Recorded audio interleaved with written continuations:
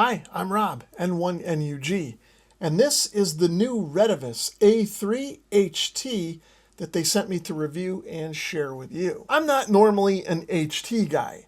I get tons of requests from online sellers asking me to review all kinds of HTs, from ham, GMRS, FRS, DMR, you name it, somebody's asked me to review it, and I've pretty much ignored or politely declined their requests. This one's different because it's a quad band HT that covers 6 meters. And you may already know 6 meters is my favorite band. So I had to check it out. But having said that, this has got tons of other features in it as well, including medium wave and short wave reception. This thing can receive pretty much from the bottom of the AM broadcast band, actually below that a little bit, all the way up through the 70 centimeter band.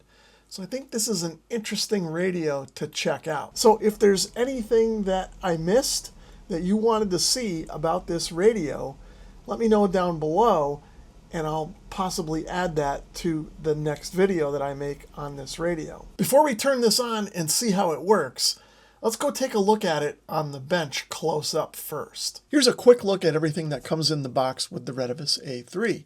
We have a lanyard. Up here we have an antenna that covers 2 meters, 70 centimeters, and 6 meters. And then down here we have a separate antenna for 10 meters. And then this over here is a separate receiving antenna for the HF bands. And we'll talk more about all that later in the video. Here we have a charging brick that plugs into a standard wall outlet. And then we have the charging cradle that has the USB-A cable that plugs into the charging brick. This, of course, is a belt clip, which I haven't attached yet. And then over here, we get a programming cable. And then, of course, we also get a fairly well-written manual. Now, I will mention that the print is kind of small, so if you're like me and your eyes aren't that great, you're going to need your reading glasses for this. Now, at this point in the video, I would normally do the FCC-mandated screen peel, although this radio didn't arrive with a screen protector on it.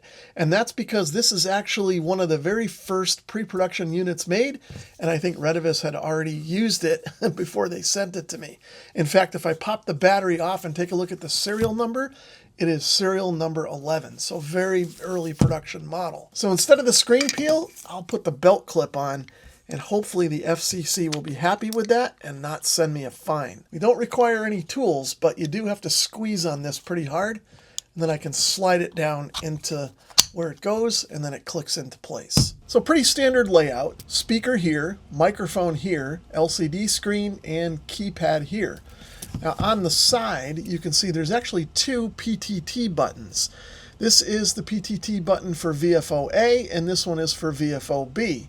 So you don't have to toggle between them, so to speak, on the radio. You can just transmit on one or the other by pushing in on the appropriate button. And then there's 2 other buttons down here that I believe are programmable, but I think by default one of them turns on the backlight and the other one turns off the squelch. Up on top of the radio is an SMA male connector, so your antenna will need an SMA female. This is the LED flashlight, and then underneath this rubber flap is the 3.5 millimeter jack for the shortwave antenna. And then, of course, here is the on-off and volume control. Underneath the flap on the other side of the radio is the connection for the speaker mic. And then, of course, the back of the radio is mostly the 2500 milliamp hour battery. There's 2 terminals that make up to the terminals on the charging cradle.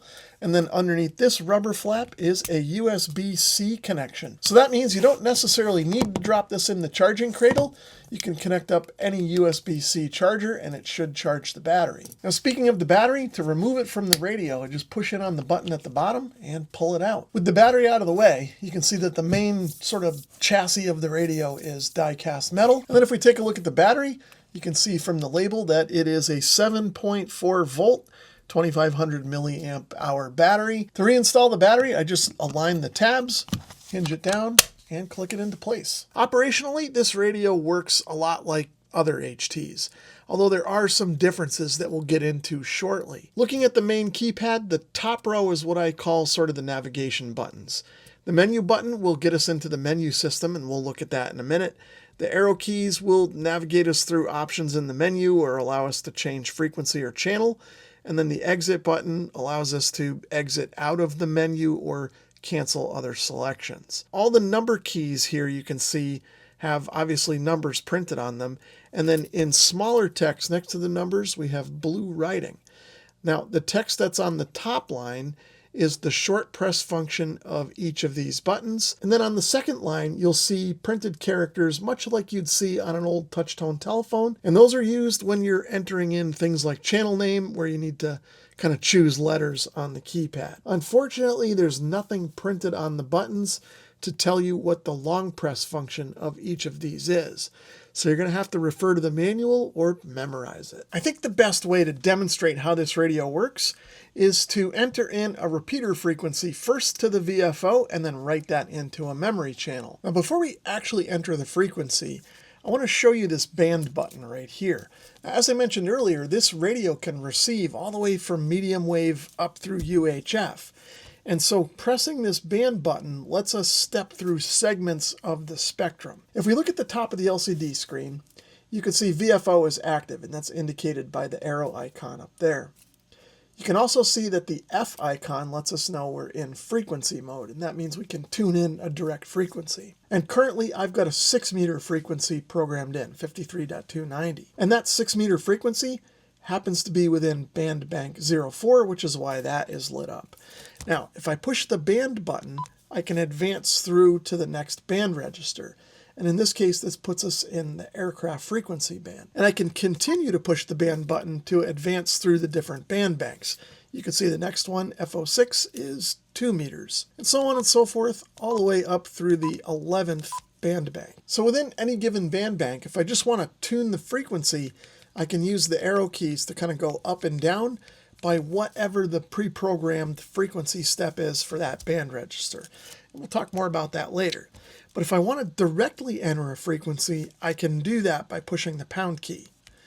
Now you can see that the display goes to all dashes, and we can just enter in the corresponding frequency. Now, if we want to enter in something lower than 100 megahertz, we've got to start with 0. So for example, if I want to enter in another 6 meter frequency, I can punch in 0, 52, 525. And you can see we're now tuned to 52.525. And you can also see that the band bank register automatically went to 04. So let's do that again, but this time let's enter in a 2 meter repeater frequency. So I'm going to push the pound key, and I'm going to enter in the repeater I want to program, which happens to be 147730. So we've got the frequency entered in, and you can see that the radio automatically advanced to band 6 for 2 meters. The next thing that we want to do is enter in the repeater offset. Now, one thing to keep in mind about this radio is it doesn't automatically set the offsets for you like some radios do.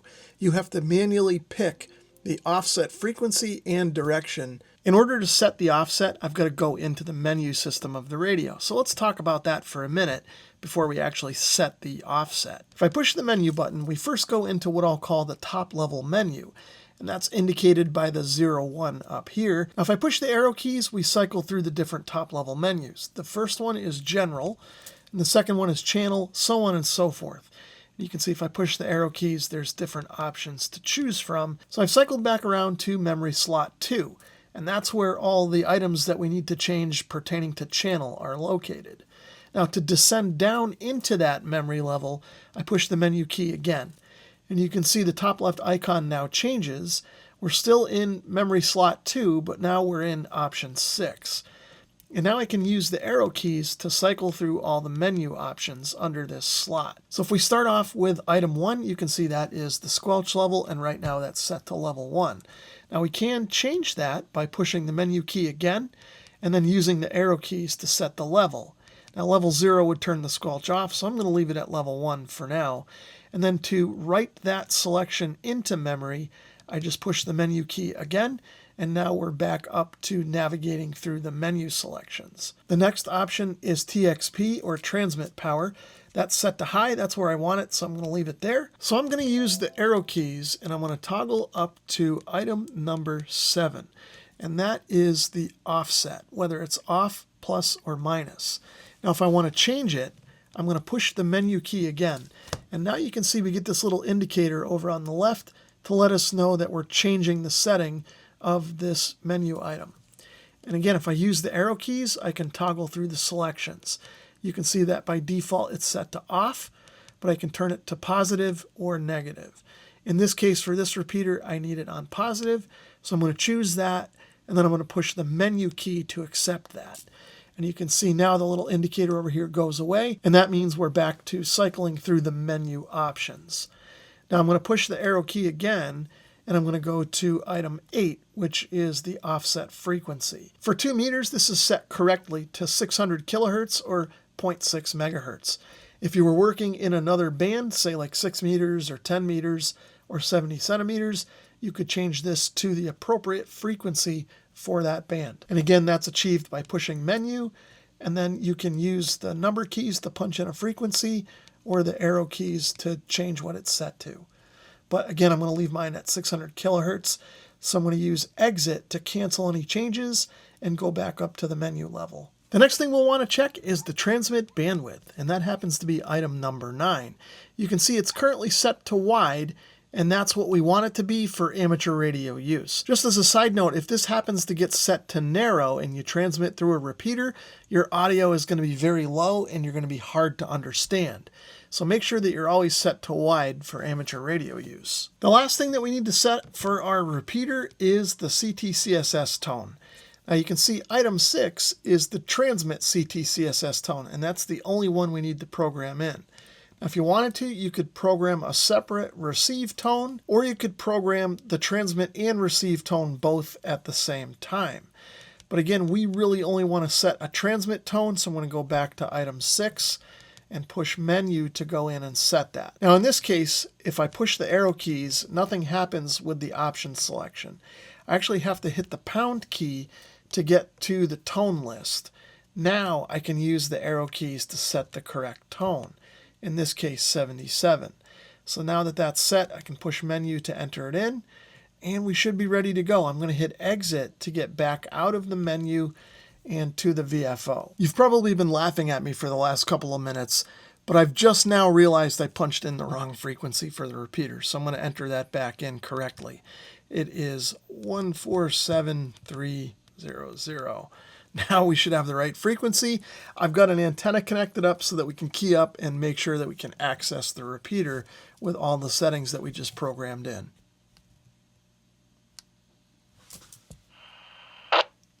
And you could probably hear the squelch tell there when I turn the volume up. It looks like we're good to go. Now that we've got our repeater frequency entered into the VFO, let's write it into a memory channel. So to do that, I'm going to push the menu key, and I'm going to go into menu 2 again. But this time, I'm going to use the arrow keys, and I'm going to go backwards, and I'm going to find menu option 19 to set this into a memory channel. So again, I'm going to push the menu key, and now I can choose which channel I want to write this to. Now, if I use the arrow keys and scroll back, you can see that all of these have a CH in front of the number. And that means something is already programmed into those. Now, if I use the arrow key and go to channel 5, you can see there's no CH, and that indicates that that channel is blank. So I'm going to select that one to program our repeater into, and then just hit menu. So now at this screen, we can enter in a name for the channel.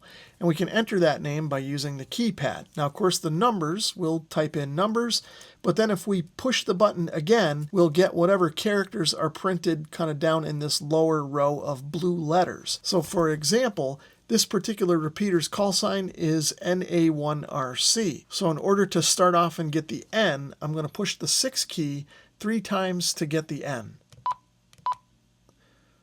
Now, if I'm not quick enough, you can see what happened here is the cursor moved over to the next character.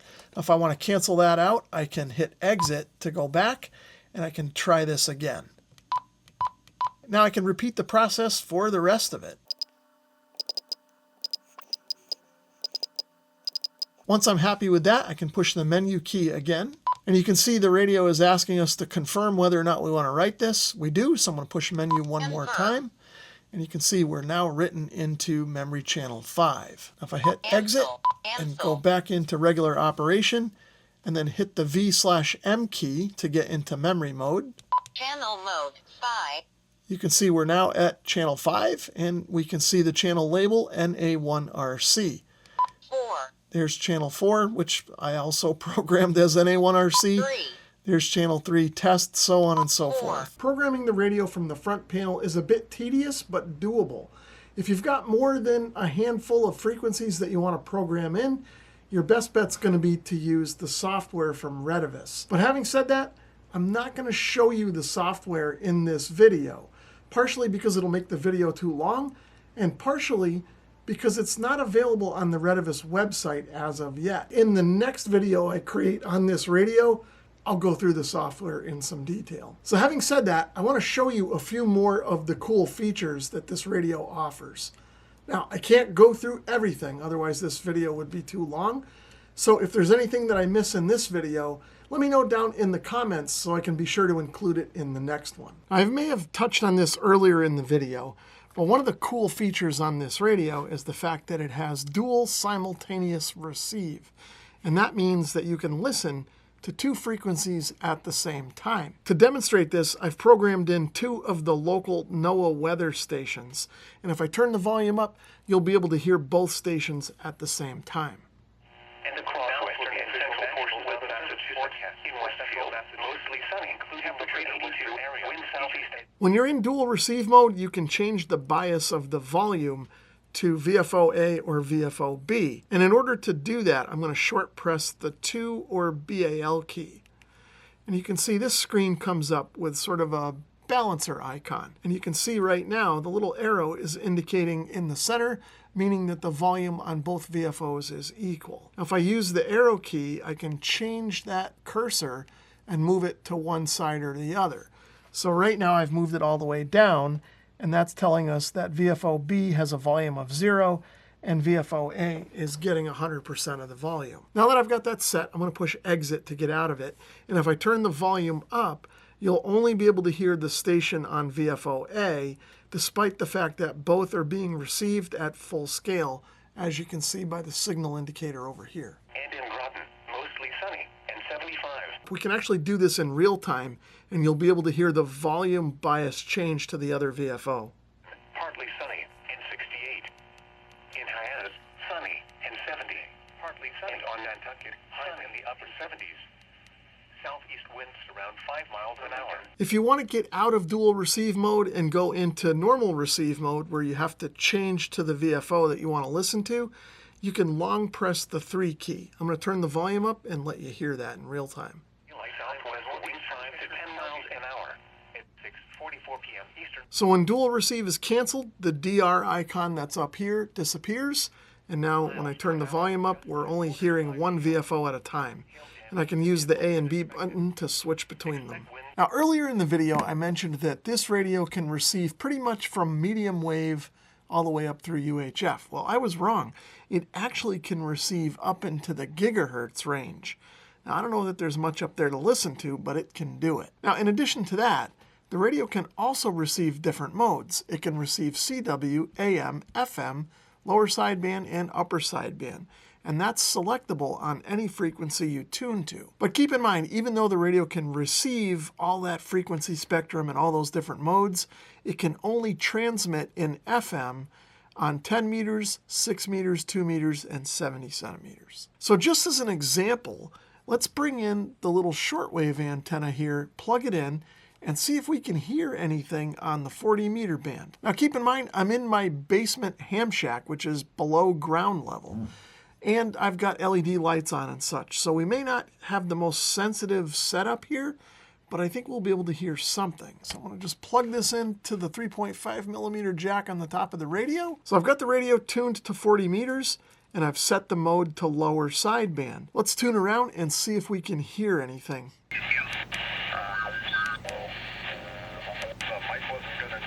And they also were showing poor air quality from the Canadian wildfires out there.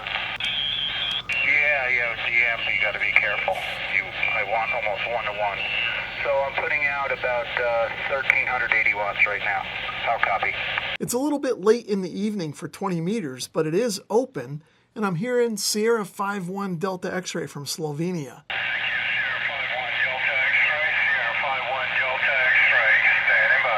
At this time of night, there isn't much going on the upper ham bands, But I tuned over to channel 39 lower sideband on CB, and there's a little activity there. Let's see what it sounds like. Yeah, he's either on his striker or he's on his quad 5, one of the two. But let me tell you something, that new amp he's got, man, that thing will get it. So now I've switched over to the aircraft band. Let's see what we can hear over here. 5847 Boston Air, hello, and what was news at 230? Okay, very good, thank you. That was 506 Boston Air, hello. Southwest 937, descend via robot pre-arrival, runway 4 right, comply with speeds at Sophie.